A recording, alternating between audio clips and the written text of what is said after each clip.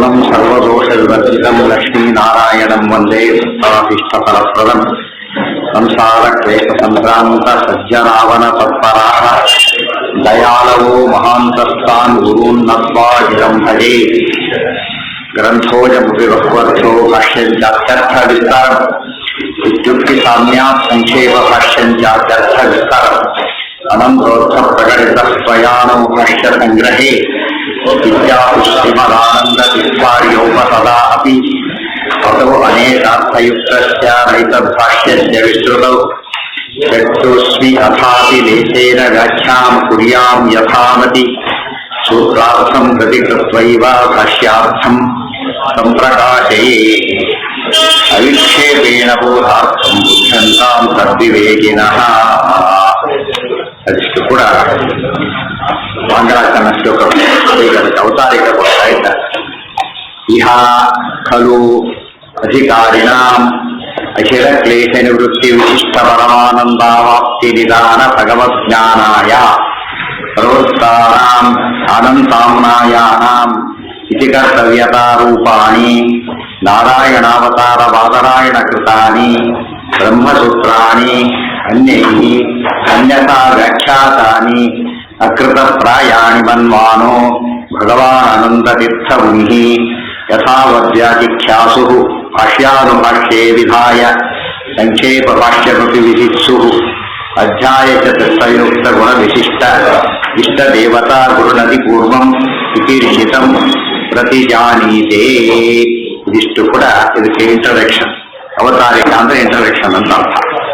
ಇಹ ಖಲು ಅಧಿಕಾರಿಣಾಂ ಅಖಿಲ ಕ್ಲೇಶ ನಿವೃತ್ತಿ ವಿಶಿಷ್ಟ ಪರಮಾನಂದಾವಾಪ್ತಿ ನಿಧಾನ ಭಗವಜ್ಞಾನಾಯ ಸರ್ವಸ್ಥಾನಾಂ ಅನಂತ ಆಮ್ನಾಯಾನಾಂ ಇತಿ ಕರ್ತವ್ಯತಾ ರೂಪಾಣಿ ನಾರಾಯಣಾವತಾರ ಬಾದರಾಯಣ ಕೃತಾನಿ ಬ್ರಹ್ಮಸೂತ್ರಾಣಿ ಅನ್ಯೈಃ ಅನ್ಯಥಾ ವ್ಯಾಖ್ಯಾತಾನಿ ಅಕೃತಪ್ರಾಯಾಣಿ ಮನ್ವಾನೋ ಭಗವಾನ್ ಆನಂದತೀರ್ಥಮುನಿಃ ಯಥಾವದ್ವ್ಯಾಚಿಖ್ಯಾಸುಃ ಭಾಷ್ಯಾನುಭಾಷ್ಯೇ ವಿಧಾಯ ಸಂಕ್ಷೇಪಭಾಷ್ಯಮಪಿ ವಿಧಿತ್ಸುಃ ಅಧ್ಯಾಯ ಚತುರ್ಥಯುಕ್ತ ಗುಣವಿಶಿಷ್ಟ ಇಷ್ಟದೇವತಾ ಗುರುನದಿ ಪೂರ್ವಂ ಚಿಕೀರ್ಷಿತಂ ಪ್ರತಿಜಾನೀತೆ.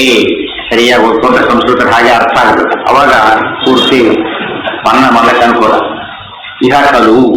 ಇಹ ಖಲು ಇಲ್ಲಿಯಾದರೋ ಅಂತ ಅರ್ಥ. ಅಧಿಕಾರಿಣಾಂ ಅಧಿಕಾರಿಗಳು ಅಂದ್ರೆ ಯಾರು? ಅರ್ಹತೆ ಇರುವವರು. Eligible, those are eligible for the study of Brahmasutra. ಅಧಿಕಾರಿಗಳು ಅಂದ್ರೆ ಆಫೀಸರ್ಸ್ ಆದವರು ಅಂತ ಅರ್ಥ. ಅಧಿಕಾರಿಣ ಶಮರವಾದ ಸಂಪತ್ತಿ ಒಂದು. ಇನ್ನೊಂದು ಇದಕ್ಕೆಲ್ಲ ವಿಶೇಷವಾದಂತ ಪೂರ್ವಭಾವಿ ಓದನ್ನು ಮುಗಿಸಿರ್ಬೇಕು. ಬ್ರಹ್ಮಸೂತ್ರಗಳು ಓದ್ಬೇಕಾದ್ರೆ ಅದು ಕರ್ಕಬೇಕು. PG ಹೋಗ್ಬೇಕಾದ್ರೆ ಹಾಗೆ ಗ್ರಾಜುಯೇಷನ್ ಆಗಿರ್ಬೇಕು. ಹಾಗೆ ಈ ಹಂತದಲ್ಲಿ ಬೀರತಕ್ಕಂತಹ ಎರಡು ಶಮದವಾದ ಸಂಪತ್ತಿ ಒಂದು, ಇದು ಹಿಂದೆ ಬೇಕಾಗಿರ್ತಕ್ಕಂಥ ಗ್ರಂಥಗಳ ಅಧ್ಯಯನ ಎಲ್ಲ ಮಾಡಿರ್ತಕ್ಕಂತಹ ಅಖಿಲ ಕ್ಲೇಶ ನಿವೃತ್ತಿ ಮುಖ್ಯವಾದದ್ದು ಶಮದವಾದ ಸಂಪತ್ತಿನೇ. ಅದಿಲ್ಲದವರು ಎಷ್ಟು ಓದಿದ್ರು ಅವ್ರಿಗೆ ಅರ್ಥ ಇಲ್ಲ. ಅಖಿಲ ಕ್ಲೇಶ ನಿವೃತ್ತಿ ವಿಶಿಷ್ಟ ಪರಮಾನಂದಾವಾಪ್ತಿ ನಿಧಾನ ಭಗವಜ್ಞಾನಾಯ. ಇಂಥವರಿಗೆ ಏನ್ ಬೇಕೀಗ? ಭಗವದ್ಜ್ಞಾನ ಬೇಕು. ಜ್ಞಾನಾಯ ಜ್ಞಾನಕ್ಕೋಸ್ಕರ. ಯಾವ ಜ್ಞಾನಕ್ಕೋಸ್ಕರ? ಭಗವದ್ಜ್ಞಾನಾಯ. ಭಗವತ್ ಬ್ರಹ್ಮಜ್ಞಾನಾಯ ಅಂತ ಅರ್ಥ. ಬ್ರಹ್ಮಜ್ಞಾನ ಯಾತಕ್ಕೆ ಬೇಕು ಈ ಮಧ್ಯೆ ಅಂತ ಪ್ರಶ್ನೆ. ಅದಕ್ಕೆ ಉತ್ತರ ಏನದು? ಆನಂದಾವಾಪ್ತಿ ನಿಧಾನ.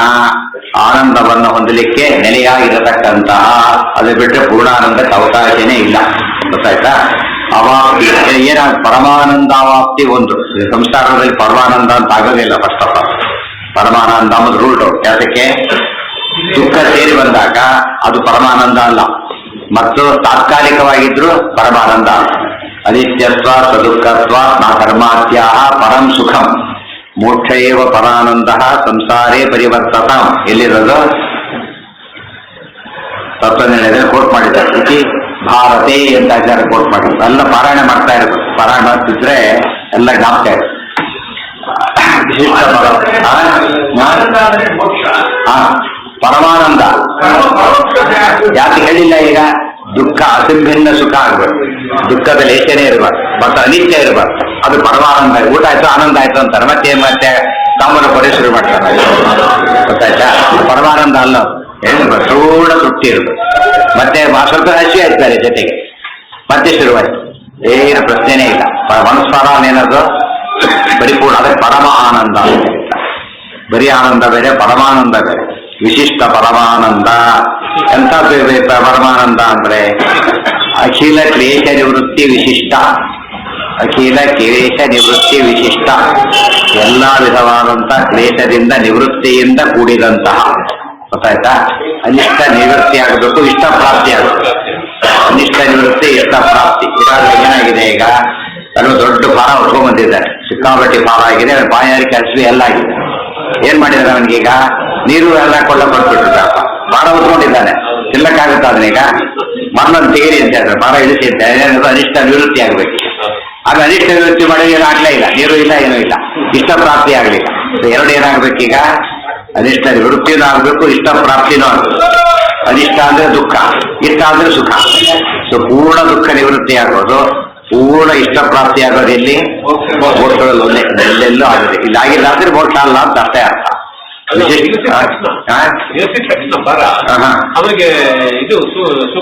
ಅನಿಷ್ಟ ಪರಿಹಾರ ಎಷ್ಟಾಯ್ತು ಈಗ?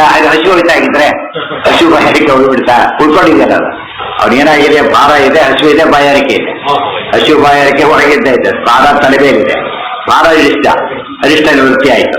ಆದ್ರೆ ಇಷ್ಟ ಪ್ರಾಪ್ತಿ ಆಗ್ಲಿಲ್ಲ, ಹಸಿವು ಬಾಯಾರಿಕೆ ಹೋಗಿಲ್ಲ. ಇನ್ನು ತಲೆಯಲ್ಲಿ ಭಾರ ಹಾಗೆ ಇದೆ, ನೀರೊಡಕ್ಕೆ ನೀರು ಅನ್ನ ಕೊಡ್ತಾ ಇದ್ದಾರೆ, ಅನಿಷ್ಟ ಕೂತಿದೆ ತಲೆ ಮೇಲೆ, ತಿನ್ನಕ್ಕೆ ಬರೋದಿಲ್ಲ, ಅದಕ್ಕೆ ಅದು ತೆಗೀರಿ ಅಂತ. ಸೊ ಎರಡು ಹೋಗ್ಬೇಕು, ಅನಿಷ್ಟ ನಿವೃತ್ತಿ ಆಗ್ಬೇಕು, ಇಷ್ಟ ಪ್ರಾಪ್ತಿ ಆಗ್ಬೇಕು. ಆಗ ನಾವು ನಮ್ಗೆ ಯಾವ್ದು ಗೊತ್ತಾಗ ಸುಖ ಮೆಕ್ಯಾನಿಕಲಿ ಅವರಿಗೆ ನಮಗೂ ಇದೆ ಅಷ್ಟೇ. ಅವರಿಗೆ ಬೇಕು, ನಮಗೂ ಬೇಕು, ಅದು ಸುಖ ಅಲ್ಲ. ಗೊತ್ತಾಯ್ತಾ? ಪರಮಾನಂದ ಆಗಬೇಕು, ಅನಿಷ್ಟ ಇರಬಾರ್ದು. ಈ ರೀತಿ ಯೋಚನೆ ಮಾಡ್ತಾ ಹೊರಟ್ರೆ ಇನ್ನೊಬ್ರಿಗೆ ಕಂಪೇರ್ ಮಾಡ್ಕೊಳಕ್ ಹೋಗೋದಿಲ್ಲ ನಾವೀಗ. ಅರ್ಥ ಆಯ್ತಾ? ಈಗ ನಮ್ಗೆ ಹೊಟ್ಟೆದು ಮೊದಲು ಇನ್ನೊಬ್ರು ಎಷ್ಟಿಂದ ಅಂತ ನೋಡಿ ಕೂತ್ಕೊಂಡ್ಬಿಟ್ರೆ ನಮ್ಗೇನ್ ಪ್ರಯೋಜನ ಇದರಿಂದ? ಅದು ಹೆಚ್ಚಿದ್ರು ಅಷ್ಟೇ, ಕಡಿಮೆ ತಿಂದ್ರು ಅಷ್ಟೇ. ಯಾಕೆ ಅವ್ನ ಹೆಚ್ಚಿದ್ರು ನಮ್ಮ ಹೊಟ್ಟೆ ತುಂಬೋದಿಲ್ಲ, ಅದು ಕಡಿಮೆ ತಿಂದ್ರು ನಮ್ಮ ಹೊಟ್ಟೆ ಲಾಸ್ ಇಲ್ಲ. ನಮಗೆ ಬೇಕಾಗಿತ್ತು ಅಷ್ಟೇ. ಅದಕ್ಕೆ ನಮಗೆ ಬೇಕಾದ ಪೂರ್ಣಾನಂದ, ಪೂರ್ಣ ಅನಿಷ್ಟ ನಿವೃತ್ತಿ ಆಗಿರುತ್ತೆ, ಅಷ್ಟು ಗುರಿ ಇರಬೇಕು. ಅವಾಗ ಸಾಧನೆ ಮಾಡೋದಕ್ಕೆ ಒಂದು ಡೆಫಿನೆಟ್ ಗೋಲ್ ಇರ್ತದೆ. ಏನಾಗಿದೆ ಈಗ? ಗೋಲೇ ಇಲ್ಲ. ಏನೋ ಮತ್ತೆ ಇವನು ಯಾವ್ದೋ ತಾನು ಹೋದ, ಏನೋ ತಿಂದ ತಾನೂ ತಿಂದ, ಗುರಿ ಬೇಕಲ್ಲ ಒಂದು, ಇಲ್ಲೇ ಇಲ್ಲ. ಅದಕ್ಕೆ ಈ ಗುರಿ ಇದ್ದವರಿಗೆ ಇವರೇ ಅಧಿಕಾರಿಗಳಂದು ಅವರಿಗೆ. ಮತ್ತೆ ಅಧಿಕಾರಿಗಳು ಯಾರು? ಶಮದವಾದ ಸಂಪತ್ತಿ ಅಂದ್ರೆ ಏನು? ಪೂರ್ಣ ಸುಖನೇ ಬೇಕು, ದುಃಖ ಬೇಡೇ ಬೇಡ, ಎಲಿಜಿಬಿಲಿಟಿ ಇದ್ದವ್ರು. ಯಾರೋ ಬಂದವನು ಅದಪ್ಪ ಮುಂದೆ MSc ಓದ್ಬೇಕು, ಸರಿಯಾಗಿ MSc ಓದೋದಿಲ್ಲ ಅಂದವ್ರು ಮೂಲ ಹೇಳ್ತಾರೆ, ನಂಗೆ ಐಡಿಯಾನೇ ಇಲ್ಲ ಅಂತ. SLC PUC ಓದೋದಿಲ್ಲ, ಇಷ್ಟಕ್ಕೆ ಡಿಸ್ಕಂಟಿನ್ಯೂ ಮಾಡ್ತೀನಿ ಅಂತ. ಅವ್ನಿಗೆ ಉಪಯೋಗ ಇಲ್ಲ. ಅವ್ನು ಗೋಲ್ ಇರಬೇಕು, ಅದೇನಿರಬೇಕು, ಇನ್ನೂ 8ನೇ ಕ್ಲಾಸ್ ಒಳಗೆ ಹೇಳ್ತಿರ್ತಾರೆ ದೊಡ್ಡ ಅಧಿಕಾರಿ ಆಗಬೇಕು, ದೊಡ್ಡ ಗೋಲ್ ಇದೆ ಅವರಿಗೆ. ಇವ್ರಿಗೆ ಗೋಲೇ ಇಲ್ಲ. ಮನೇಲಿ ಬೈತಾರಕ್ಕೆ ಬರ್ತೀನಿ, ಇನ್ನೊಂದು ಕೆಲವು ಏನ್ ಮಾಡ್ತಾರೆ, ಮನೇಲಿ ವಜೆದಾರಕ್ಕೆ ಬರ್ತೀರಿ ಅಷ್ಟೇ, ಓದಿ ಇಚ್ಛೆನೇ ಇಲ್ಲ ಅಂತ ಹೇಳ್ತಾರೆ. ಅವ್ನು ಯಾವ್ದಕ್ಕೆ ಉಪಯೋಗ ಇಲ್ಲ. ಅದರಿಂದ ದೊಡ್ಡ ದೊಡ್ಡ ಗೋಲ್ ಸಾಧಿಸೋದಿಲ್ಲ. ಈ ಕಾನ್ಸೆಪ್ಟ್ ನಮ್ಮದಿರಬೇಕು. ಅನಿಷ್ಟ ನಿವೃತ್ತಿ ಪೂರ್ತಿ ಆಗಬೇಕು. ಹೋಗ್ಬೇಕು ಅಂದ್ರೆ ಏನರ್ಥ? ಅನಿಷ್ಟ ನಿವೃತ್ತಿ ಅಂದ್ರೆ ದುಃಖ ಪೂರ್ತಿ. ಅನಿಷ್ಟದಿಂದ ಏನಾಗುತ್ತೆ? ದುಃಖ ಆಗುತ್ತೆ. ದುಃಖ ಪೂರ್ತಿ ಹೋಗ್ಬೇಕು, ಸುಖ ಪೂರ್ತಿ ಬರುತ್ತೆ. ಈ ಕಾನ್ಸೆಪ್ಟ್ ಇದ್ರೆ ಮಾತ್ರ ಅವರ ಶಾಸ್ತ್ರ ಓದಕ್ಕೆ ಅಧಿಕಾರ ಬರುತ್ತೆ, ಇಲ್ಲ ಅವರ ಅಧಿಕಾರ ಬರವೇ.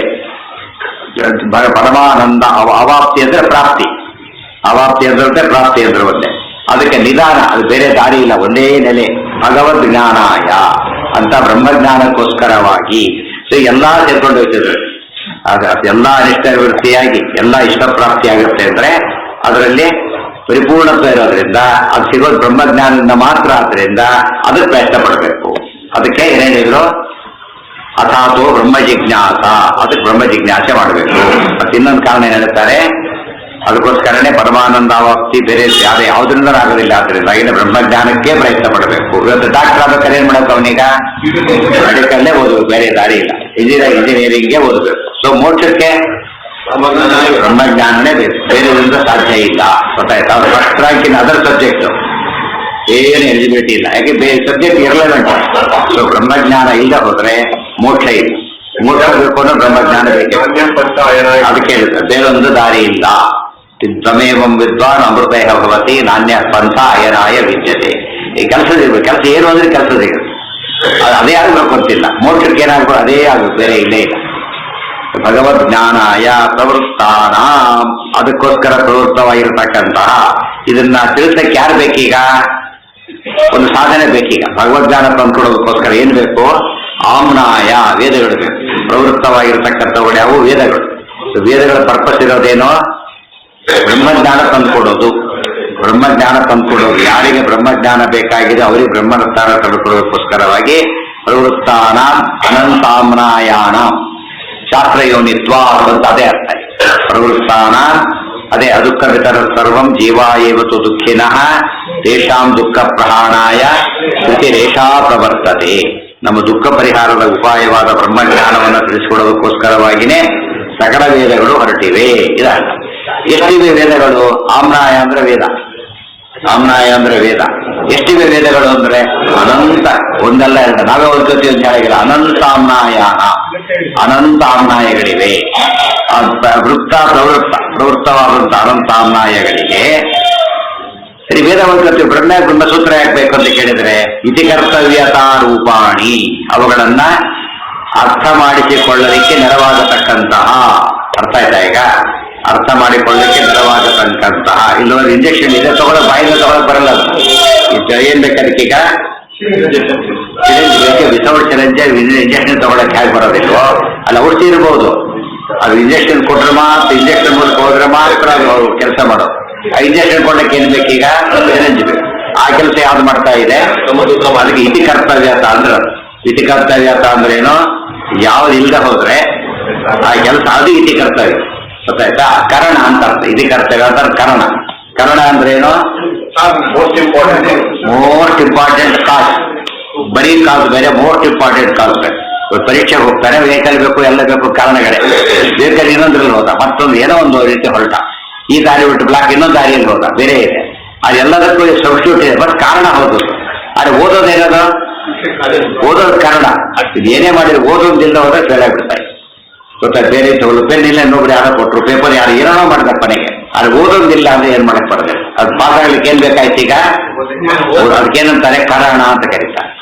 ಕಾರಣೇಶು ಯದತಿಶಯಿ ತತ್ಕರಣ ಡೆಫಿನೇಷನ್. ಅವ್ರಿಗೆ ನಂಬರ್ ಆಫ್ ಕಾಸಸ್ ಇದ್ದಾಗ ಮೋಸ್ಟ್ ಇಂಪಾರ್ಟೆಂಟ್ ಕಾಸ್ ಏನಂತ ಕರೀತಾರೆ? ಕಾರಣ. ಕಾರಣ ಅಂದ್ರೆ ಇತಿ ಕರ್ತವ್ಯತ ಅಂದ್ರು. ಇತಿ ಕರ್ತವ್ಯತ ಇಲ್ಲವ್ರ ಕೆಲಸನೇ ಮಾಡೋದಿಲ್ಲ ಅದು. ಎಲ್ಲಿದೆ ಇತಿ ಕರ್ತವ್ಯತ? ಇತಿ ಇತಿ ಹೌದು, ಜಾಸ್ತಿ ಹೋಗ್ಬಿಟ್ಟಿದೆ. ಇತಿ ಕರ್ತವ್ಯ ಅದು ಬೇಕಾದ ತಪ್ಪಾಗಿದೆ ಅಂತ ಹೊರದಾಕ್ಬಿಡಿ. ಇತಿ ಕರ್ತವ್ಯತ ರೂಪಾಣಿ ನಾರಾಯಣಾವತಾರ ಬಾದರಾಯಣ ಕೃತಾನಿ. ಅವೇನವು? ಬ್ರಹ್ಮಸೂತ್ರಗಳು. ಸೊ ವಿತೌಟ್ ಬ್ರಹ್ಮಸೂತ್ರಗಳು ಏನಾಗೋದಿಲ್ಲ ವೇದಾರ್ಥ. ಅದಕ್ಕೆ ಬ್ರಹ್ಮಸೂತ್ರ ಅಂತ. ಬ್ರಹ್ಮಸೂತ್ರ, ಬ್ರಹ್ಮ ಅಂದ್ರೆ ವೇದ, ವೇದಾರ್ಥ ತಿಳಿಸಿಕೊಡ್ತಕ್ಕಂತಹ ಅಂತ. ವೇದಗಳು ಅರ್ಥ ಆಗಬೇಕು, ಅರ್ಥ ಮಾಡಿಕೊಂಡು ಬ್ರಹ್ಮಸೂತ್ರಗಳಿಂದ. ಅದಕ್ಕೆ ಬ್ರಹ್ಮಸೂತ್ರಾಣಿ, ಬ್ರಹ್ಮಸೂತ್ರಗಳನ್ನ ಯಾರು ಬರೆದ್ರು ಅವನ್ನ ಅಂತ ಕೇಳಿದ್ರೆ ವೇದಗಳು ಯಾರು ಬರೆದ್ರು ಅಂತ ಕೇಳಾಗಿಲ್ಲ. ಯಾತಕ್ಕೆ? ಅಪೌರುಷ. ಇದು ಪೌರುಷ ಯಾರು ಬರೆದ್ರು? ಆಗ ಹೇಳಿದ್ರು ಬಾದರಾಯಣ ಕೃತಾನಿ, ವೇದವ್ಯಾಸ ಅವರು ಬರೆದ್ರು. ಬೆಳ್ಳಕ್ಕೆ ಅವ್ರು ಯಾರು? ಅವ್ರ ಮಾತು ಯಾಕೆ ನಂಬಬೇಕು ಅಂದ್ರೆ ನಾರಾಯಣ ಅವತಾರ. ನಾರಾಯಣ ಯಾರು? ವೇದಗಳು ಯಾರ ಬಗ್ಗೆ ಹೇಳ್ತಾರೆ? ನಾರಾಯಣ ಅವತಾರನೇ. ಅರ್ಥ ಆಯ್ತಾ? ಯಾರ ಮನೆ ಹೊರಟ, ಯಾವರೇ ಎದುರು ಸಿಕ್ಕರು ಅಂದ್ರೆ ಹೇಗೋ ಹಾಗೆ. ಯಾರ ಮನೆ ಹೊರಟಿದ್ದು ಅವರೇ ಸಿಕ್ಬಿಟ್ಟಾಗ ಮೋಸ್ಟ್ ಅಥೆಂಟಿಕ್. ಸೊ ವೇದವ್ಯಾಸ ದೇವರು ವೇದ ಪ್ರತಿಪಾದ್ಯರು, ನಾರಾಯಣ ವೇದ ಪ್ರತಿಪಾದ್ಯ. ವೇದ ಪ್ರತಿಪಾದ್ಯ ಅಂತ ತಿಳ್ಕೋಬೇಕಾದ್ರೆ ವೇದ ಪ್ರತಿಪಾದ್ಯರೇ ಗ್ರಂಥ ಬರೆದಾಗ ಏನಾಯ್ತು ಅಲ್ಲಿಗೆ? ಆಟೋಬಯೋಗ್ರಫಿ. ತಾನೇ ತನ್ನ ವಿಷಯ ಹೇಳಿದಾಗ 100% ಅದಕ್ಕೆ ಇನ್ನೊಬ್ರು ಹೇಳಿದಾಗ ಕೆಲವು ವಿಷಯ ಗೊತ್ತಿರ್ಬೋದು. ನನಗೆ ಗೊತ್ತಿಲ್ಲ ಹೇಳಿದ್ದಾರೆ ಅಂತ ಹೇಳ್ಬೋದು, ನಾನು ಕೊನೆಗೆ ನನ್ನ ಬಗ್ಗೆ ಅವ್ರಿಗೆ ಗೊತ್ತಿಲ್ಲ ಅಂತ ಹೇಳ್ಬೋದು. ತಾನೇ ಹೇಳ್ಬಿಟ್ಟಾಗ ಅದಕ್ಕೆ ಬ್ರಹ್ಮಸೂತ್ರಗಳಿಗೆ ವೇದ ಪ್ರತಿಪಾದನಾದ ಪರಮಾತ್ಮನೇ ಬ್ರಹ್ಮಸೂತ್ರವನ್ನು ಬರೆದಿರೋದ್ರಿಂದ ಹೇಗೆ ಬರೆದರು? ಬಾದರಾಯಣ ಕೃತಾನಿ. ಮೂಲ ರೂಪ ನಾರಾಯಣ, ಅವತಾರ ಬಾದರಾಯಣ. ಎಷ್ಟು ವಿಷಯ ಇದೆಲ್ಲ ಯಾತಕ್ಕೆ ಹೇಳಿದ್ರೆ ಎಷ್ಟು ವಿಷಯ ಪ್ಯಾಕ್ ಆಗಿದೆ ಅದರೊಳಗೆ. ಒಂದು ಪ್ಯಾರ ಓದೋ ಹೊತ್ತಿಗೆ ಕಂಪ್ಲೀಟ್ ಇಂಟ್ರೆಸ್ಟ್ ಸಿಕ್ಕಿಬಿಡುತ್ತೆ. ನಾರಾಯಣ ಅವತಾರ ಬಾದರಾಯಣ ಕೃತಾನಿ ಬ್ರಹ್ಮಸೂತ್ರಾಣಿ. ಹೋಗ್ಲಿ, ಬ್ರಹ್ಮಸೂತ್ರ ಇದೆ, ವೇದ ಇದೆ. ಯಾಕೆ ಬಂದ್ರೆ ಬ್ರಹ್ಮಸೂತ್ರ ಬೇಕು ಅಂತ ಬ್ರಹ್ಮಸೂತ್ರ ಇದೆ, ಭಾಷೆ ಆಗ್ಬೇಕು ಅದಕ್ಕೀಗ. ಬ್ರಹ್ಮಸೂತ್ರ ಓದ್ಕೋತೀವಿ ನಾವೀಗ. ಮೊದಲು ವೇದ ಓದ್ಕೋತೀವಿ ಅಂದ್ರು, ಅನಂತ ಅಂದ್ರು. ಅದಕ್ಕೆ ಬ್ರಹ್ಮಸೂತ್ರ ಬೇಕಾಯ್ತು. ಸರಿ, ಅದು ಆಯ್ತು. ಮತ್ತೆ ಭಾಷೆ ಯಾಕೆ ಓದ್ಕೋತೀವಿ ಅಂದ್ರೆ ಅನ್ಯೈಹಿ ಅನ್ಯಥಾ ವ್ಯಾಖ್ಯಾತಾನಿ. ಬ್ರಹ್ಮಸೂತ್ರ ಇದ್ರು ಕೂಡ ವಿಚಾರಕ್ಕೆ ಅರ್ಥ ಮಾಡೋದು ಏನ್ ಮಾಡ್ಬಿಟ್ಟಿದ್ದಾರೆ ಅದನ್ನೀಗ ಹೇಳಿ ಸಾರು ಮಾಡ್ಬಿಟ್ಟಿದ್ದಾರೆ. ಅದರಿಂದ ಏನಾಯ್ತು ಅಂದ್ರೆ ಅಕೃತ ಪ್ರಾಯಾಣಿ. ಅವು ಇದ್ರು ಕೂಡ ಇಲ್ಲದೆ ಇದ್ದ ಹಾಗೆ. ಅಕೃತ ಪ್ರಾಯಾಣಿ ಇದ್ರು ಇಲ್ಲದೆ ಹೋದಾಗ, ಅರ್ಥ ಆಯ್ತಾ? ಇದ್ರು ಇಲ್ಲದೆ ಹೋದಾಗ ಹೇಗೋ ಹಾಗೆ. ದುಡ್ಡಿದೆ, ಬ್ಯಾಂಕಲ್ಲಿ ಇದೆ, ರಾತ್ರಿ 12 ಗಂಟೆ ತರಾಗಿಲ್ಲ ಇದೆ. ಆಕ್ಚುಲಿ ಏನದು? ಈಗ ಇಲ್ಲ ಅಂತ ಹೇಳೋದು, ಬೇರೆ ಈಗಿಲ್ಲ, ಇದೆ ಈಗಿಲ್ಲ. ಸೊ ಬ್ರಹ್ಮಸೂತ್ರಗಳಿಗೆ ಅರ್ಥ ಆಗ್ತಾ ಇಲ್ಲ, ತಪ್ಪರ್ಥ ಬೇರೆ ಮಾಡ್ಬಿಟ್ಟಿದ್ದಾರೆ ಈಗಾಗಲೇ. ಅದಕ್ಕೇನ್ ಬೇಕೀಗ? ಅನ್ಯೈಹಿ. ಅನ್ಯೈಹಿ ಅಂದ್ರೆ ಯಾರು? ಈಗ ಬಾದರಾಯಣ ವಿರೋಧಿಭಿ, ನಾರಾಯಣ ವಿರೋಧಿಭಿ, ವೇದ ವಿರೋಧಿಭಿ ಅದೆಲ್ಲ ಸೇರಿಸೋರು. ಉಳಿದವರ ಯಾರೋ ಅಲ್ಲ, ABCDಗಳಲ್ಲ. ಮತ್ತೆ ಆಪೋಸಿಟ್ ಅಲ್ಲ. ಆಪೋಸಿಟ್ ಅಂದ್ರೆ ಏನು? ವೇದ ದ್ವೇಷಿಗಳು, ದೇವದ್ವೇಷಿಗಳು. ವೇದ ದ್ವೇಷಿ, ದೇವದ್ವೇಷಿ ಎರಡನ್ನೂ ಕಂಡಾಗೋದಿಲ್ಲ. ಅದಕ್ಕೆ ನ್ಯಾಚುರಲಿ ಏನ್ ಮಾಡ್ಬಿಟ್ರು ಅವ್ರೀಗ? ಪೊಲ್ಯೂಟ್ ಮಾಡಕ್ ಕೊಟ್ರು. ಹೇಗೆ ಬರೆದ್ರು ಅದನ್ನ? ಅನ್ಯಥಾ ವ್ಯಾಖ್ಯಾತಾನಿ. ವ್ಯಾಖ್ಯಾನ ಸರಿಯಾದದ್ದು, ಅನ್ಯಥಾ ಅಂದ್ರೆ ಆಪೋಸಿಟ್, ತಪ್ಪಾಗಿ ಅರ್ಥ ಬರೆದ್ರು. ಅದರಿಂದ ಬ್ರಹ್ಮಸೂತ್ರ ಏನಾದ್ರೆ ಈಗ ಅಕೃತ ಪ್ರಾಯಾಣಿ ಇದ್ರೂ ಕೂಡ ಇಲ್ಲದಂತೆ ಆಯ್ತು. ಹೌದೌದು, ಒಪ್ಪದಿಲ್ಲ. ಒಪ್ಪದಿಲ್ಲ. ಬ್ರಹ್ಮಸೂತ್ರ ಶ್ರೇಷ್ಠ ಅಂತ ಒಪ್ಪದಿಲ್ಲ. ಅರ್ಥ ಆಯ್ತಾ? ಉಪನಿಷತ್ತೇ ಶ್ರೇಷ್ಠ ಅಂತ ಹೇಳಿ, ವೇದಗಳು ಶ್ರೇಷ್ಠ ಅಲ್ಲ, ಉಪನಿಷತ್ ಭಾಗ ಮಾತ್ರ ಶ್ರೇಷ್ಠ. ಅದೆಲ್ಲ ಒಪ್ಪದಿಲ್ಲ ಅವರು, ಅದೆಲ್ಲ ಒಪ್ಪದೆ. ಗೊತ್ತಾಯ್ತಾ? ಬಟ್ ನಿರ್ವಾಹಣೆ ಬರೋದು ಅಷ್ಟೇ ಹೊರತು ಬೇಕಿಲ್ಲ ಅವರಿಗೆ. ಅದು ಬರೆದ ಹೋದ್ರೆ ಅವರಿಗೆ ರೆಕಗ್ನಿಷನ್ ಸಿಗ್ತಿರ್ಲಿಲ್ಲ. ಬ್ರಹ್ಮಸೂತ್ರಗಳಿಗೆ ಭಾಷ್ಯ ಬರೆದ ಹೋದ್ರೆ ಏನಂತ ಹೆಸರಿಲ್ಲ ಅವರಿಗೆ, ವೈದಿಕಾಚಾರ್ಯರು ಅಂತ ಆಗೋದೇ ಇಲ್ಲ. ಅದಕ್ಕಾಗಿ ಬರೀಬೇಕಷ್ಟೇ. ಬರೀಬೇಕು ಅಷ್ಟೇ ಹೊರತು ಬರೀಲೇಬೇಕು ಅದು ಗೌರವ ಅದೆಲ್ಲ ಇಲ್ಲ ಅವರಿಗೆ. ಅದಕ್ಕೆ ವೇದವ್ಯಾಸರು ಬರೆದ್ರು ಅಂತ ಪದ ಕೂಡ ಹೇಳೋದಿಲ್ಲ ಅವರು. ಬರೀ ಬ್ರಹ್ಮಸೂತ್ರ ಅಂತ ಹೇಳ್ತಾರೆ, ಬರೆದ್ರೆ ಹೆಸರು ಹೇಳೋದಿಲ್ಲ. ಅಷ್ಟು ಸಿಟ್ಟವರ ಮೇಲೆ.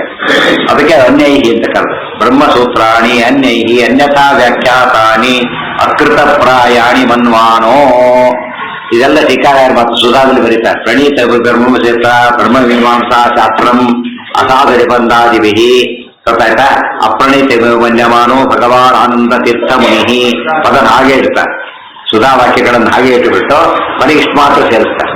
ಇದೇನಂತ ಕರೀತಾರೆ? ಇದಕ್ಕೆ ಕಾಪಿ ಅಂತ ಕರೀತಾರೆ. ಏನಂತ ಕರೀತಾರೆ? ಪ್ರಾಮಾಣಿಕತೆ ಅಂತ ಕರೀತಾರೆ. ಏನು ಮೂಲದಲ್ಲಿದೆ ಹಾಗೆ ತಂದಿಡೋ. ಅರ್ಥ ಆಯ್ತಾ? ಮನ್ವಾನೋ ಭಗವಾನ್ ಆನಂದ ತೀರ್ಥ ಮುನಿ ಯಥಾವತ್ ವ್ಯಾತಿಖ್ಯಾಸು. ಅದಕ್ಕೆ ಏನ್ ಮಾಡಿದ್ರೆ ಈಗ ಸರಿಯಾ ಯಥಾವತ್. ಅನ್ಯಥಾ ಅಂದ್ರೆ ಆಪೋಸಿಟ್, ಯಥಾವತ್ ಅಂದ್ರೆ ಸರಿಯಾಗಿ ಹೇಗಿದೆಯೋ ಹಾಗೆ. ಯಥಾವತ್ ವ್ಯಾಖ್ಯಾಸು ಕಾಮಃ ವ್ಯಾಖ್ಯಾಸು. ವ್ಯಾತಿಖ್ಯಾಸು ಅಂದ್ರೆ ಏನು? ವ್ಯಾಖ್ಯಾನಂ ಕರ್ತುಮಿಚ್ಚು. ಗೊತ್ತಾಯ್ತಾ? ವ್ಯಾಖ್ಯಾತುಮಿಚ್ಚು ವ್ಯಾತಿಖ್ಯಾಸು. ವ್ಯಾಖ್ಯಾನ ಬರೆಯಬಯಸಿದವರಾಗಿ. ಅದಕ್ಕೆ ಇಚ್ಛಾರ್ಥಕವಾದ ಪದ ಅಂತ ಹೆಸರು. ಅಪಿಪಾಸು ಜಿಜ್ಞಾಸು ಅಂತ ಹೇಳಾಗ ವ್ಯಾತಿಖ್ಯಾಸು. ಅವರು ಆನಂದ ತೀರ್ಥಮುನಿ ಅವ್ರ್ಯಾವ್ದು ಬರೀಬೇಕು? ಅವರಿಗೇನು ಕಾಂಪಿಟೆನ್ಸ್ ಅಂತ ಕೇಳಿದರೆ ಭಗವಾನ್ ಆನಂದ ತೀರ್ಥಮುನಿ ಈ ಸುಳ್ಳಿ ಕೇಪಬಲ್. ಭಗವಾನ್ ಶಬ್ದ ಹಾಕಿದ್ರಿಂದ ಐಶ್ವರ್ಯ ಸಮಗ್ರತೆ ಬಂದೋಯ್ತು. ಸಾಕ್ಷಾತ್ ಭಗವಾನ್ ನಾರಾಯಣ, ಭಗವತ್ಪಾದರು ಇವರು. ಭಗವತ್ಪಾದರಾದ್ದರಿಂದ ಲಿಂಕ್ ಇದೆ. ಭಗವಾನ್ ಆನಂದ ತೀರ್ಥ ಮುನಿ. ಭಗವಾನ್ ಅಂತ ಹಾಕಿದ್ದೊಂದು, ಆನಂದ ತೀರ್ಥ ಸುಖತೀರ್ಥ. ಗ್ರಂಥ ಬರೆಯೋದೇ ಹಾಗೆ, ಆನಂದ ಕೊಡ ಗ್ರಂಥಗಳನ್ನೇ ಬರೆಯೋರು. ಹೆಸರು ಆಯ್ತು, ಅವ್ರ ಕ್ವಾಲಿಟಿನೂ ಆಯ್ತು. ಜೊತೆಗೆ ಮುನಿ, ಇನ್ನೊಂದು ಮುನಿ. ಮುನಿ ಅಂದ್ರೆ ಏನು? ಮನನಾನ್ ಮುನಿ ಆಗಲ್ಲ, ಸೆಕೆಂಡರಿ. ಮೇನ್ ಹೇಳ್ತಾರೆ ಮಾಂಡವ್ಯರ ಮನೆಗೆ ಹೇಳಬೇಕಾದ್ರೆ ಓಂಕಾರೋ ಉದಿತೋ ಏನ ತಮುರಿ ನೇತರೋ ಜನ. ಓಂಕಾರವನ್ನು ಪೂರ್ತಿ ಯಾರು ತಿಳ್ಕೊಂಡಿದ್ದಾರಲ್ಲ ಅವರು ಮುನಿಗಳು. ಓಂಕಾರವನ್ನು ಪೂರ್ತಿ ತಿಳ್ಕೊಂಡು ಅದಕ್ಕೆ ಆನಂದತೆ. ಅದಕ್ಕೆ ಧಿಕಾರಿ ಕೂಡ ಭಗವಾನ್ ಆನಂದ ತೀರ್ಥ ಮುನಿ ಅಂತ ಪದ ಉಪಯೋಗಿಸ್ತಾರೆ. ಆನಂದ ತೀರ್ಥ ಮುನಿನಾ ಪೂರ್ಣ ಪ್ರಜ್ಞಾಭಿರಾಯುಜ. ಎಲ್ಲಿದ ಕೃತಂ ಹರಿಯಷ್ಟಕಂ ಭಕ್ತ್ಯ ಪಠತ ಪ್ರಿಯತೆ ಹರಿ. ಆಗ ಮುನಿ ಎನ್ನ ಪದ ಮುಂದೆ ಉಪಯೋಗಿಸ್ತಾರೆ. ಇವತ್ತು ನಮಗೆ ಒಂದು ಪದಕ್ಕೆಲ್ಲ ಡಾಕ್ಟರ್ ಅಂತ ಅರ್ಥ ಆಗುತ್ತಲ್ಲ, ಮುನಿ ಅಂದ್ರೆ ಒಂದು ಅರ್ಥ ಇದೆ. ಅಥವಾ ಯಾರವರು ಓಂಕಾರ ತಿಳಿದು ನಮಗೂ ಗೊತ್ತಲ್ಲ ಓಂ ಅಂತ ಕೂಗ್ತೀವಿ ಅಂತ ಕೇಳಿದ್ರೆ ಇದಲ್ಲ. ಓಂಕಾರಕ್ಕೆ ಎಷ್ಟು ಅರ್ಥ ಇದೆ? ಅನಂತ ಮಾತ್ರ ಅಂತ. ಒಂದಕ್ಷರ ಅಲ್ಲ, ಮೂರಕ್ಷರ ಅಲ್ಲ, ಎಂಟಲ್ಲ, ಇನ್ಫೈನೈಟ್ ಅರ್ಥ ಇದೆ. ಅದಿಷ್ಟು ತಿಳ್ಕೊಂಡವ್ರು ಆಚಾರ್ಯ. ಆದ್ರಿಂದ ಇದು ಕಾಪಿ ವೇದ, ಬ್ರಹ್ಮಸೂತ್ರ, ವೇದಾರ್ಥ, ಓಂಕಾರ ಗೊತ್ತಿರೋದ್ರಿಂದ ಫುಲ್ಲಿ ಕಾಂಪಿಟೆಂಟ್ ಅಂತ ಅರ್ಥ ಆಯ್ತಾ? ಯಾರೋ ಒಂದು ವ್ಯವಸ್ಥೆಗೆ ಹೋದ್ರು, ನಾನು ಡಾಕ್ಟರ್ ಅದೆಲ್ಲ ದಾರಿ ಬಿಟ್ಬಿಡ್ತಾರೆ. ವಿತೌಟ್ ಟ್ರೀಟ್ಮೆಂಟ್ ಯಾರೋ ಮೂರು ಸೇರಿರ್ತಾರೆ. ಎಲ್ಲ ಕಾಂಪಿಟೆನ್ಸ್ ಯಾರಿಗೂ ಇಲ್ಲ. ಡಾಕ್ಟರ್ ಎಲ್ಲ ದೂರ ಕರ್ಕೊಂಡ್ಬಿಡ್ತಾರೆ. ಅದಕ್ಕೆ ನೀವು ಕಾಂಪಿಟೆನ್ಸ್ ಹೋಲ್ಡ್ ಮಾಡಿ ಅಂತ ಹೇಳ್ತಾರೆ. ಅದೇ ರೀತಿಯೇ ಆನಂದ ತೀರ್ಥರಿ ಆ ಶಕ್ತಿ ಉಳಿದವರು ಯಾರಿಗೂ ಇಲ್ಲ. ಭಗವಾನ್ ಆನಂದ ತೀರ್ಥ ಮುನಿ ಯಥಾವತ್ ವ್ಯಾತಿಖ್ಯಾಸು ಭಾಷ್ಯಾನುಭಾಷ್ಯೇ ವಿಧಾಯ. ಭಾಷ್ಯ ಅನುಭಾಷ್ಯ. ಭಾಷ್ಯ ಅಂದ್ರೆ ಬ್ರಹ್ಮಸೂತ್ರ ಭಾಷ್ಯ, ಅನುಭಾಷ್ಯ ಅಂದ್ರೆ ಅನುವ್ಯಾಖ್ಯಾನ. ಅನುವ್ಯಾಖ್ಯಾನಕ್ಕೆ ಇನ್ನೊಂದು ಹೆಸರು ಅನುಭಾಷ್ಯ ಅಂತೆ. ಅಣು ಬೇರೆ, ಅಣು ಬೇರೆ. ಅಣು ಅಂದ್ರೆ ಸ್ಮಾಲ್, ಅಣು ಅಂದ್ರೆ ಲಾರ್ಜ್. ಎಕ್ಸ್ಪ್ಯಾಂಡ್ ಮಾಡಿದ್ರೆ ಅಣು, ಅಣು ಅಣುಗೂ ಅಣುಗುತ್ತು. ಅಣೋರಣೀಯಾನ್, ಅನೋರಣೀಯಾನ್ ಅನ್ಬಾರ್ದು. ಅಣೋರಣೀಯಾನ್. ಅಣು ಅಂದ್ರೆ ತುಂಬಾ ಚಿಕ್ಕ, ಅಣು ಅಂದ್ರೆ ದೊಡ್ಡದು. ವಿಸ್ತಾರ ಮಾಡಿದ್ದು ಅನುವ್ಯಾಖ್ಯಾನ. ಇದು ಭಾಷ್ಯ, ಅನುಭಾಷ್ಯ. ಇದು ಅಣುಭಾಷ್ಯ. ಸೊ ಭಾಷ್ಯ, ಅನುಭಾಷ್ಯ, ಅಣುಭಾಷ್ಯ, ನ್ಯಾಯ ವಿವರಣ 4 ಗ್ರಂಥ ನೆನಪಿಟ್ಕೊಂಡಿರು. 4 ಸೂತ್ರ ಪ್ರಸ್ಥಾನದ ಗ್ರಂಥಗಳು. ವಿಧಾಯ ಭಾಷ್ಯವನ್ನೂ ಬರೆದರು, ಅನುಭಾಷ್ಯವನ್ನೂ ಬರೆದರು. ಇದರಿಂದ ಫಸ್ಟ್ ಬರೆದಿದ್ದು ಭಾಷ್ಯ, ಆಮೇಲೆ ಬರೆದಿದ್ದು ತ್ರಿಕೋಪಠಿತರ ಪ್ರಾರ್ಥನೆ ಅನುವ್ಯಾಖ್ಯಾನ, ಆಮೇಲೆ ಬರೆದಿದ್ದು ಅನುಭಾಷ್ಯ. ಬಹಳ ರಚನೆಯ ಕ್ರಮ ಇದು. ಅದ್ರ ಜೊತೆಗೇನೆ ನ್ಯಾಯವಿರಣನು ಬರೆದಿತ್ತು. ಇದು ಸಂಕ್ಷೇಪ ಭಾಷ್ಯ ಅಂತ ಕರೀತಾರೆ. ಅಣುಭಾಷ್ಯ ಅನ್ನೋದಕ್ಕೆ ಅರ್ಥ ಏನು ಅಂದ್ರೆ ಸಂಕ್ಷೇಪವಾದ ಭಾಷ್ಯವಾದ್ರಿಂದ ಸಂಕ್ಷೇಪ ಭಾಷ್ಯ ಅಂತ ಹೇಳಿದ್ರೆ. ಯಾರು ಒಂದ್ಸರ್ತಿ ಏನಾಯ್ತು, ಅಚ್ಯುತ ಕೃಷ್ಣ ಗುರುಗಳು ಪ್ರತಿನಿತ್ಯ ಭಾಷ್ಯ ಪಾರಾಯಣ ಮಾಡದೇನೆ ಅವ್ರು ಊಟ ಮಾಡ್ತಿದ್ರು. ಪ್ರತಿನಿತ್ಯ ಭಾಷ್ಯ ಪಾರಾಯಣ ಮಾಡ್ತಿದ್ರು ಆಚಾರ್ಯರು. ಅದೇ ಎಷ್ಟೊತ್ತು ಬೇಕಾದಕ್ಕೆ 2 ಗಂಟೆ ಒಳಗೆ ಮಾಡ್ಬೋದು. 2 hours ಪಾರಾಯಣ, ಇಡೀ ಭಾಷೆ ಪಾರಾಯಣ ಮಾಡಬಹುದು. ಒಂದು ಸಾಧನೆ ಜಾಸ್ತಿ ಬಂತು. ಸಾಧನೆ ಜಾಸ್ತಿ ಕಾಲಕ್ಕೆ ಮಾಡಕ್ಕಾಗಲಿಲ್ಲ. ಪೂಜೆ ಆಗ್ಬೇಕು, ಇದಾಗಬೇಕು, ಗುಣದಾನಿಕ ಆಗ್ಬೇಕು, ಇದು ಪಾರಾಯಣ ಆಗುತ್ತೆ. ಪಾರಾಯಣ ಮಾಡಿದ್ರೆ ಊಟ ಮಾಡಾಗಿಲ್ಲ. ಅದು ಸಾಧನೆ ಕಾಲ ಮೀರಿ ಬಿಟ್ರೆ ಅಂಬರೀಷನ್ ಪತಿ ಕಥೆ ಬಂತಲ್ಲ, ಪಾರಣೆ ಕಾಲ ಮೀರು ಕುಡ್ದು ಪಾರಾಯಣನೂ ಬಿಡ್ಕೊಡುದು. ಪಾರಾಯಣ ಎರಡು ಹಾಡಬೇಕು. ಪಾರಾಯಣ ಇರಬೇಕು, ಪಾರಾಯಣ ನಾವು ಎರಡೂ ಇಲ್ಲ, ಎದ್ದೇ ಇರೋದಿಲ್ಲ. ಅದರಿಂದ ಪಾರಾಯಣ ಇಲ್ಲ, ಪಾರಾಯಣನೂ ಇಲ್ಲ. ಪಾರಣೆ ಏನ್ ಮಾಡಬೇಕು ಅಂತ ಯೋಚನೆ ಮಾಡಿ ತಕ್ಷಣ ಆಚಾರ ಯೋಚನೆ ಮಾಡಬೇಡಿ. ಅದ್ರ ಭಾಷ್ಯದ ಅರ್ಥ ಎಲ್ಲ ಇರೋ ಹಾಗೆ ಏನ್ ಮಾಡ್ತೀವಿ ಈಗ ಬರ್ಬೇಕ್ರಿ. ಯಾವ್ದನ್ನ ಅಣುಭಾಷ್ಯ ಬರ್ತದೆ. ಅದೇ ಗುರುಗಳಿಗೋಸ್ಕರ ಬರೆದಿದ್ದೀವಿ, ಶಿಷ್ಯರಿಗೋಸ್ಕರ ಅನುವ್ಯಾಖ್ಯಾನ ತಿಳ್ಕೊಂಡ್ಬಿಟ್ಟು ಹೇಳ್ತಾರೆ ಕೇಳಿದ್ದಕ್ಕೆ. ಅಚ್ಯುತ ಕೃಷ್ಣ ಗುರುಗಳು ಪ್ರಾರ್ಥನೆ ಮಾಡೋದಕ್ಕೆ ಬರೆದಿದ್ದು ಅಣುಭಾಷ್ಯ. ವೇದವ್ಯಾಸ ಬರೆದು ಬ್ರಹ್ಮಸೂತ್ರ ಭಾಷ್ಯ. ಪ್ರತಿಯೊಂದು ಆನ್ ರಿಕ್ವೆಸ್ಟ್ ಬಂದಿರೋದು. ಅದು ಆರ್ಡರ್, ಇದು ರಿಕ್ವೆಸ್ಟ್. ವೇದವ್ಯಾಸ ಹೇಳಿದ್ದಲ್ಲ ಏನದು ಆರ್ಡರ್. ದೊಡ್ಡವ್ರು ಹೇಳಿದಾಗ ಆದೇಶ, ಚಿಕ್ಕವ್ರು ಹೇಳಿದಾಗ ಪ್ರಾರ್ಥನೆ. ಅದಕ್ಕೆ ಬರೆದಿತ್ತು ಸಂಕ್ಷೇಪ ಭಾಷ್ಯ ಮುಖಿ. ಬೇರೆ ವ್ಯಾಖ್ಯಾನಕಾರರು ವ್ಯಾಖ್ಯಾನ ಬರೀಬೇಕಾದ್ರೆ ಆ ಕಥೆನೂ ಬರೀತಾರೆ. ಎಲ್ಲ ಗೊತ್ತಂತ ರಾಯರು ಬರಲಿಲ್ಲ. ಮತ್ತೆ ಇನ್ನೊಂದು ಉಳಿದಿದ್ದೆಲ್ಲ ಓದಬೇಡಿ ಅಂತೇನೆ ಹೇಳಿಲ್ಲ ಅವರು. ಆದ್ರಿಂದ ಅಲ್ಲಿ ಬಂದಿರೋದ್ರಿಂದ ಮತ್ತೆ ಹೇಳೋದಕ್ಕೆ ಹೋಗ್ಲಿಲ್ಲ. ಅದು ಮುಂದೆ ಹೇಳ್ತಾರೆ ಅದನ್ನೆಲ್ಲ. ಸಂಕ್ಷೇಪ ಭಾಷ್ಯ ಮೃಗುಹಿತ್ಸು ಅಧ್ಯಾಯ ಸೃಷ್ಟಯುಕ್ತ ಗುಣ ವಿಶಿಷ್ಟ ಇಷ್ಟ ದೇವತಾ ಗುರುನತಿ ಪೂರ್ವಂ ಚಿಕೀರ್ಷಿತಂ ಪ್ರತಿಜಾನೀತೆ. ಚಿಕೀರ್ಷಿತಂ ಏನೋ ತಾವು ಏನ್ ಮಾಡ್ಲಕ್ ಹೊರಟಿದ್ದಾರೋ ಅದನ್ನ ಪ್ರತಿಜಾನೀತೆ ತಿಳಿಸ್ತಾ ಇದ್ದಾರೆ. ತಾವು ಏನ್ ಮಾಡ್ಲಕ್ ಹೊರಟಿದ್ದಾರೋ ಅದನ್ನ ಆಚಾರ್ಯ ತಿಳಿಸ್ತಾ ಇದ್ದಾರೆ. ಏನ್ ಮಾಡಿ ತಿಳಿಸ್ತಾ ಇದ್ದಾರೆ ಅಂದ್ರೆ ಅಧ್ಯಾಯ ಚತುಷ್ಟಯುಕ್ತ ಗುಣ ವಿಶಿಷ್ಟ ಇಷ್ಟ ದೇವತಾ ಗುರುನತಿ ಪೂರ್ವಂ. ಅಧ್ಯಾಯ ಚತುಷ್ಟಯ ಉಕ್ತ ಗುಣ ವಿಶಿಷ್ಟ ಇಷ್ಟ ದೇವತಾ ಗುರುನತಿ ಪೂರ್ವಂ. 4 ಅಧ್ಯಾಯ ಚತುಷ್ಟಯ, 4 ಅಧ್ಯಾಯಗಳಲ್ಲಿ ಉಕ್ತ ಹೇಳಲ್ಪಟ್ಟಂತಹ ಗುಣ ವಿಶಿಷ್ಟ ಗುಣಗಳಿಂದ ಕೂಡಿದಂತಹ ಇಷ್ಟ ದೇವತಾ ಮತ್ತು ಗುರು, ಇಷ್ಟ ದೇವತೆಯಾದ ಗುರುವಾದ ನಾರಾಯಣನಿಗೆ ನತಿ ನಮಸ್ಕಾರವನ್ನ ಪೂರ್ವಂ ಮಾಡುತ್ತಾ ಇಷ್ಟು ಮಾಡಿ ತಾವು ಏನ್ ಮಾಡ್ತೇವೆ ಅಂತ ಹೇಳ್ತಾರೆ. ಇಷ್ಟು ಕೂಡ ಎಂಟೈರ್ ಇದು ಬಂದೈತಿ. ಅಣುಭಾಷ್ಯಕ್ಕೆ ಲಿಂಕ್ ಸಿಗಬೇಕಾದ್ರೆ ಇಷ್ಟೆಲ್ಲ ಆಗಬೇಕು. ಅಣುಭಾಷ್ಯದ ಮೊದಲನೇ ಶ್ಲೋಕಕ್ಕೆ ಲಿಂಕ್ ಸಿಗಬೇಕು ಅಷ್ಟು ಹೇಳಿದ್ರು. ಈ ಬ್ಯಾಕ್ಗ್ರೌಂಡ್ ಇಲ್ಲ ಅಂದ್ರೆ ಏನು ಅರ್ಥ ಆಗೋದಿಲ್ಲ. ಈ ಕಡೆಯಿಂದ ಓದ್ಕೊಂಡು ಹೋದ್ರೆ ಇಷ್ಟ, ಆ ಕಡೆಯಿಂದ ಓದ್ಕೊಂಡು ಈ ಕಡೆಯಿಂದ ಓದ್ಕೊಂಡು ಎಲ್ಲ ವಾಪಸ್ ಬರುತ್ತೆ. ಏನಂತ ಪ್ರತಿಜಾನೀತೆ ಆಚಾರ್ಯ ಏನ್ ಮಾಡ್ತೇವೆ ಅಂತ ಹೇಳ್ತಾರೆ. ಚಿಕೀರ್ಷಿತಂ ಪ್ರತಿಜಾನೀತೆ ಏನ್ ಮಾಡಿ ಹೇಳ್ತಾರೆ.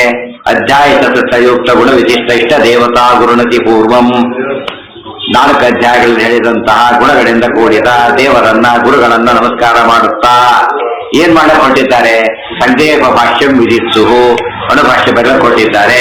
ಯಾವಾಗ ವಿಧಾಯ ಬರದಾದ ಮೇಲೆ, ಏನ್ ಬರದಾದ ಮೇಲೆ ಭಾಷ್ಯಾನುಭಾಷ್ಯೇ ವಿಧಾಯ, ಭಾಷ್ಯ ಅನುವ್ಯಾಖ್ಯಾನ ಬರದಾದ ಮೇಲೆ ಇನ್ನೊಂದು ಬರೆದಿದ್ರಲ್ಲ. ಯಾಕೆ ಬರೆದರು ಅಂದ್ರೆ ಯಥಾವದ್ಯಾಧಿಖ್ಯಾಸು ಸರಿಯಾದ ಬರಲಿಕ್ಕೋಸ್ಕರವಾಗಿ.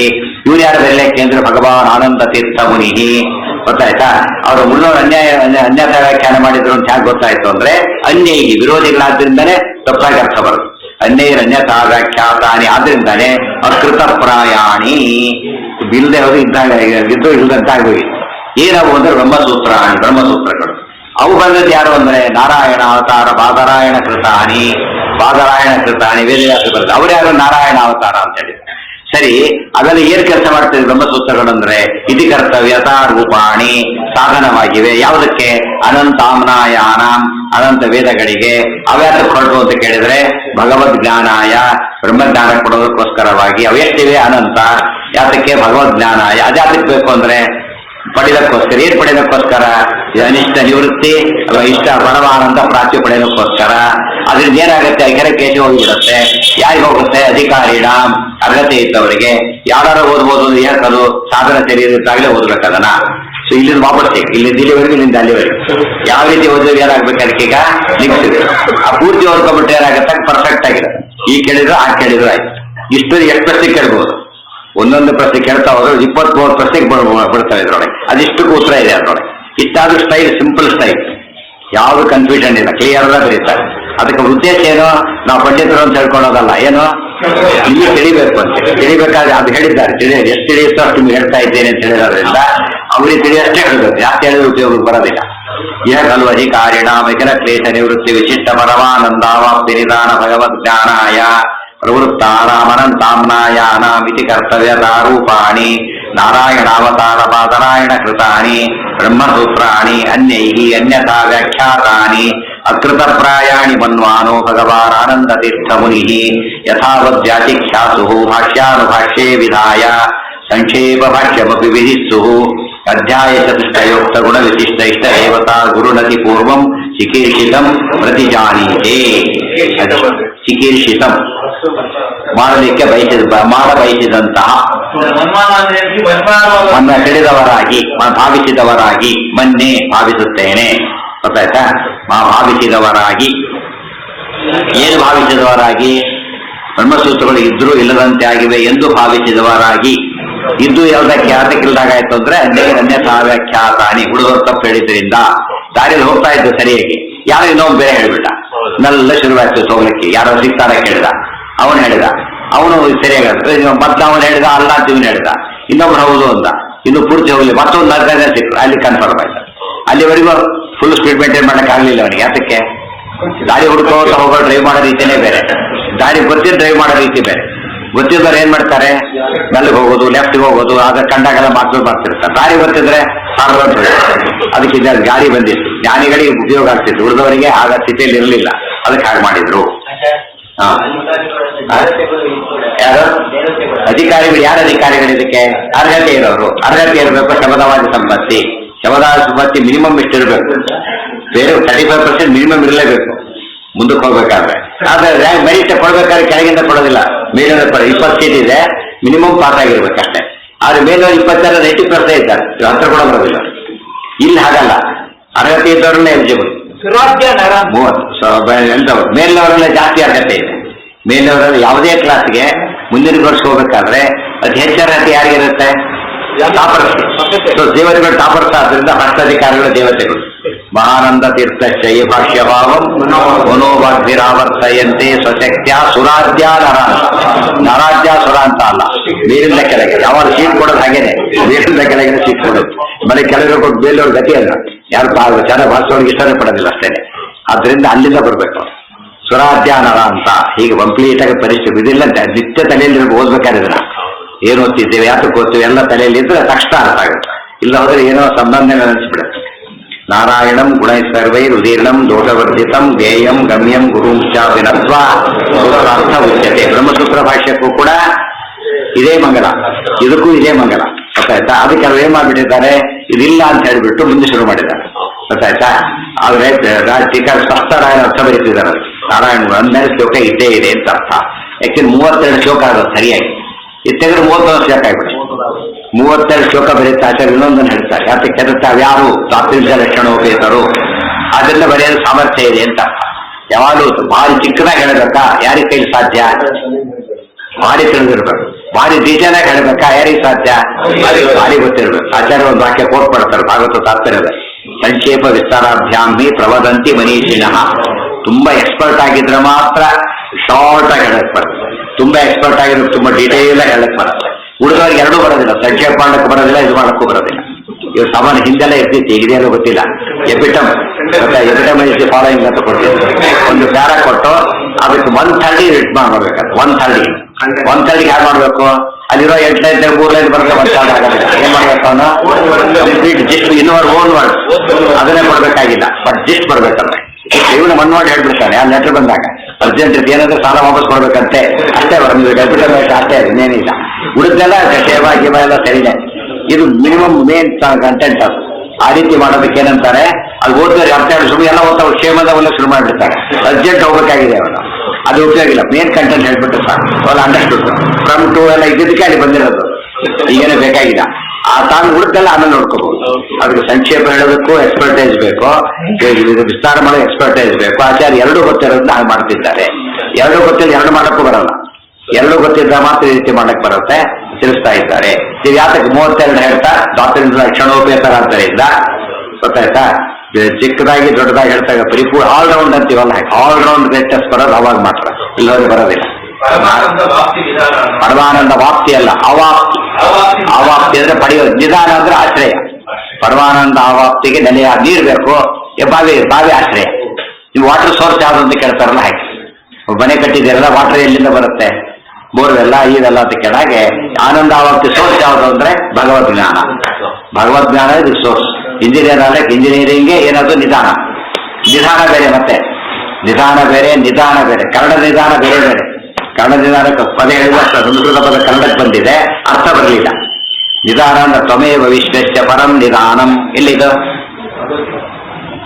ಭಗವದ್ಗೀತೆ ವಿಶ್ವರೂಪಾಧ್ಯಾಯದಲ್ಲಿ ಹೇಳ್ತಾರೆ, ವಾಯುರ್ಯಮೋಗ್ನಿ ವರುಣಶ್ಚ ತ್ವಮೇವ ಚಾದ್ಯಂ ಹೇಳಬೇಕಾದ್ರೆ ವಾಯುರ್ಯಮೋಗ್ನಿ ವರುಣಶ್ಚ ಶಂಕಃ ಪ್ರಜಾಪತಿಸ್ತ್ವಂ ಪ್ರಪಿತಾಮಹಸ್ಯ ನಮೋ ನಮಸ್ತೆ ಸಹಸ್ರಕೃತ ಹೇಳ್ಬೇಕಾದ್ರೆ ತ್ವಮಸ್ಯ ವಿಶ್ವಸ್ಯ ಪರಂ ನಿಧಾನಂ. ಪರಂ ನಿಧಾನಂ ಹೈಯೆಸ್ಟ್ ಸೋರ್ಸ್ ಅಂದ್ರೆ ನೀನೇನೆ, ಎಲ್ಲರಿಗೂ ಆಶ್ರಯ. ನಿಧಾನ ಅಂದ್ರೂ ಆಶ್ರಯ, ನಿಧಾನ ಅಂದ್ರೂ ಆಶ್ರಯ. ಸ್ವಲ್ಪ ವ್ಯತ್ಯಾಸ ಇದೆ.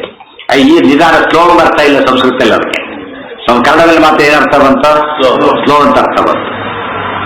ನಾರಾಯಣಂ ಗುಣೈ ಸರ್ವೈ ಹೃದಯಂ ದೋಷವರ್ಜಿತಂ ಗೇಯಂ ಗಮ್ಯಂ ಗುರು ಚಾಪಿ ನತ್ವಾ ಉತ್ರಾರ್ಥ ಉಚ್ಯತೆ. ಈ ಶ್ಲೋಕದ ವಿಶೇಷ ಅಂದ್ರೆ ಒಂದು ದೃಷ್ಟಿಯಿಂದ ಅಣುಭಾಷ್ಯ ಭಾಷ್ಯಾರ್ಥದ ಸಂಗ್ರಹ. ಈ ಒಂದು ಶ್ಲೋಕ ಸಮಸ್ತ ಭಾಷ್ಯದ ಏಕ ಶ್ಲೋಕಿ ಭಾಷ್ಯ ಇದೆ. ಒಂದೇ ಶ್ಲೋಕದಲ್ಲಿ ಬ್ರಹ್ಮಸೂತ್ರ ಭಾಷ್ಯ ಇದೆ. ತುಂಬಾ ಅರ್ಜೆಂಟ್ ಇದ್ದ ಈ ಶ್ಲೋಕ ಹೇಳ್ಬಿಟ್ರೆ ಒಂದು ಶ್ಲೋಕ ಪಾರಾಯಣ ಮಾಡ್ದಾನೆ. ಪರಮ ಸಾಧನೆ ಬಂದ, ಸಾಧನೆಯಲ್ಲೂ ಸಾಧನೆ, ಭಾರಿ ಸಾಧನೆ ಇದ್ದಾಗ ಒಂದು ಶ್ಲೋಕ ಹೇಳಿದ್ರೆ ಏನಾಗುತ್ತದ, ಇಡೀ ಭಾಷೆ ಹೇಳಿದಾಗ. ಅದೇ ಹಾಗೆ ಅಂತ ವೆರಿ ಸಿಂಪಲ್. ಅದು ಜ್ಯೂಸ್ ಬಾಟ್ಲಿ ಎಷ್ಟು ಇರ್ತದೆ ಮತ್ತೆ 100 ಜನ ಕೊಡ್ಬೋದು ಅವ್ರ. ಅದೇ ಅದು ಕೊಟ್ಟ ಬರೋದು 4 ಲೋಟ ಆಗುತ್ತೆ. ಇದು ಎಲ್ಲ ಏನಾಗಿ ಕಂಡೆನ್ಸ್ ಆಗಿಬಿಟ್ಟಿದೆ. ಕಂಡೆನ್ಸ್ ಆಗಿ ಎಕ್ಸ್ಪ್ಲೇನ್ ಆಗಿಬಿಟ್ಟಿದೆ. ಗಟ್ಟಿ ನೋಟು, ಒಂದೇ ನೋಟು, ವೆರಿ ಸಂಕ್ಷೇಪವಾಗಿದೆ. ಅದು ಚಿಲ್ಲರೆ ಮಾಡ್ತಿದ್ದಾರೆ ವಿಸ್ತಾಪ ಇದೆ, ಅದು ವಿಸ್ತಾರ ಇದಿದೆ. ಅದು ಒಂದು ನೋಟ್ ಇದ್ರೆ ಚೇಂಜ್ ಮಾಡಿಸ್ಬೋದು. ಚೇಂಜ್ ಕೊಡೋದು ನೋಟೇ ಇಲ್ಲ, ಚೇಂಜ್ ಮಾಡಿಸ್ತಾನೆ ಮತ್ತೆ. ಆಮೇಲೆ ಚೇಂಜ್ ಇದೆ, ನೋಟ್ ಕೊಡಕ್ಕೆ ನೋಟೇ ಇಲ್ಲ ಅವನ. ಸೊ ಎರಡು ಜ್ಞಾನ ಇದ್ರೆ ಮಾತ್ರ ಅವನಿಗೇನು ಬರುತ್ತೆ, ಸಂಕ್ಷೇಪ ವಿಸ್ತಾರ ಮಾಡೋದು ಬರುತ್ತೆ. ಅದಕ್ಕೆ ಕಡೆ ಚೇಂಜ್ ಕೇಳೋಕ್ಕೂ ಹೋಗ್ತಾರೆ, ಗಟ್ಟಿ ಕೇಳೋಕೆ ಹೋಗ್ತಾರೆ. ಬ್ಯಾಂಕ್ನಲ್ಲಿ ಏನಿರ್ಬೇಕು, ಎರಡೂ ಇರ್ಬೇಕು, ಇಲ್ಲೋದ್ರೆ ಆಗೋದಿಲ್ಲ. ಬ್ಯಾಂಕ್ ಕೇಂದ್ರಕ್ಕೆ ಬೇರೆ ಬಂದಿರ್ತಾರೆ ಇಲ್ಲ ಹೋದ್ರೆ. ಆ ರೀತಿ ಜ್ಞಾನಿಗಳಿಗೆ ಎರಡೂ ಗೊತ್ತಿರಬೇಕು. ಇನ್ನೊಂದು ಜ್ಞಾನಿಗಳ ವೈಶಿಷ್ಟ್ಯ, ಅದು ಬಹಳ ಸಿಂಪಲ್ ಆಗಿ ಹೇಳೋದಕ್ಕೂ ಬರುತ್ತೆ, ಭಾರಿ ಕಾಂಪ್ಲಿಕೇಟ್ ಮಾಡಿ ಹೇಳೋದಕ್ಕೂ ಬರುತ್ತೆ. ಯಾರು ಕೇಳೋದಕ್ಕೆ ಎಲಿಜಿಬಲ್ ಇಲ್ಲ, ಅವ್ರು ಕನ್ಫ್ಯೂಸ್ ಮಾಡಲಿಕ್ಕೆ ಕಾಂಪ್ಲಿಕೇಟ್ ಮಾಡಿ ಹೇಳ್ಬಿಡ್ತಾರೆ, ಏನೂ ಅರ್ಥ ಆಗಿರ್ಬಾರ್ದು ಅವರಿಗೆ. ಆದ್ರೆ ತುಂಬಾ ಚಿಕ್ಕವನು, ಬಹಳ ಇಂಟ್ರೆಸ್ಟೆಡ್ ಇದ್ದಾನೆ, ಪಾಪ ಅವನಿಗೆ ಕೆಪಾಸಿಟಿ ಕಡಿಮೆ ಇದೆ, ಅವ್ರಿಗೆ ಹೇಗೆ ಹೇಳ್ತಾರೆ, ಅವಳ ಸಿಂಪಲ್ ಆಗಿ ಹೇಳ್ತಾರೆ. ಅದು ತುಂಬಾ ಸಿಂಪಲ್ ಆಗಿ ಹೇಳ್ಬೇಕು, ಏನ್ ಬೇಕು, ಒಳ್ಳೆ ಜ್ಞಾನ ಇರಬೇಕು. ಹೈಲಿ ಕಾಂಪ್ಲಿಕೇಟ್ ಮಾಡಲಿಕ್ಕೂ ಏನ್ ಬೇಕು, ತುಂಬಾ ಜ್ಞಾನ ಇರಬೇಕು. ಅದರಿಂದ ಚಿಕ್ಕದಾಗ ಬರಲಿಕ್ಕೆ ದೊಡ್ಡದಾಗ ಬರಲಿಕ್ಕೆ ಇದಕ್ಕೂ ಅದಕ್ಕೆ ವೇದವ್ಯಾಸ ಎರಡು ಕೆಲಸಗಳು ಮಾಡ್ತಾರೆ. ಕಾಂಪ್ಲಿಕೇಟ್ ಅವಸರ ಬಹುಣ ಮಾಡಿ ಹಾಕ್ಬಿಡ್ತಾರೆ, ಅವ್ರು ಏನೇನೋ ತಿಳಿಬಾರ್ದು ಆ ರೀತಿ ಮಾಡ್ತಾರೆ. ತಿಳಿಬೇಕಾದ್ರೆ ಸಿಂಪಲ್ ಆಗಿ ಹರಿದೇವ ಪರ ಅಂತ ಹೇಳಿ ಹಾಕ್ಬಿಡ್ತಾರೆ. ರಾಜಸ್ತೋತ್ರದಲ್ಲಿ ಹೇಳ್ತಾರೆ. ಇದೆಲ್ಲ ಗೊತ್ತಿದ್ರೆ ಹೇಗೆ ಬರೀತಾರೆ ತಿಳಿದಿರುತ್ತೆ. ನಾಳೆ ಮುಂದಿನ ಪಾಠ. ಓಂ